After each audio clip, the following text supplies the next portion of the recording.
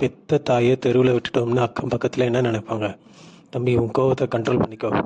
முத்துவேல் அவங்க அம்மா கிட்ட, உனக்கு பொம்பளை பிள்ளையே பிறக்கலன்னு நினச்சிக்கோங்க. ஹாலில் கோமதி அழுகுறாங்க.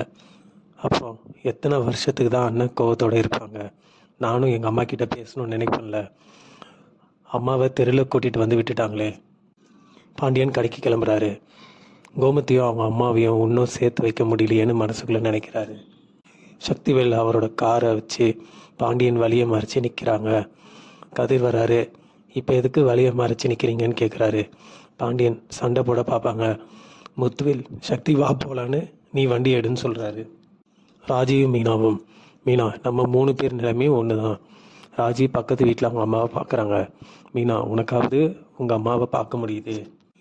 கடையில் குமரேசன், நீ என்ன ஒரு மாதிரி இருக்குன்னு பாண்டியனை கேட்குறாரு.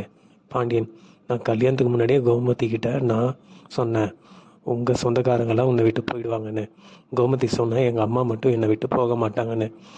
கோமதிக்கு வாக்கு கொடுத்தேன். வாக்கை நிறைவேற்றி வைக்க முடியல.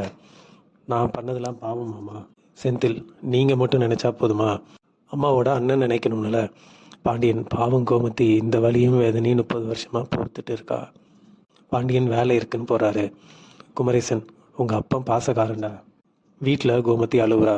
அவங்க வீட்டு ஜன்னலேருந்து அவங்க அம்மா வீட்டை பார்க்குறா. மயில், மீனா, ராஜி என்னன்னு கேட்குறாங்க.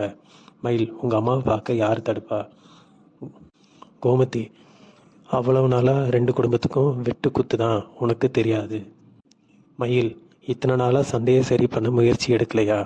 கோமதி, நிறையா எடுத்தாச்சு. ஒரு தடவை நானாக அம்மா கிட்ட பேசினேன். உங்கள் 2 பேருக்கும் இந்த நிலைமை மாறணும். இதோட எபிசோடு இங்கே முடியுதுங்க.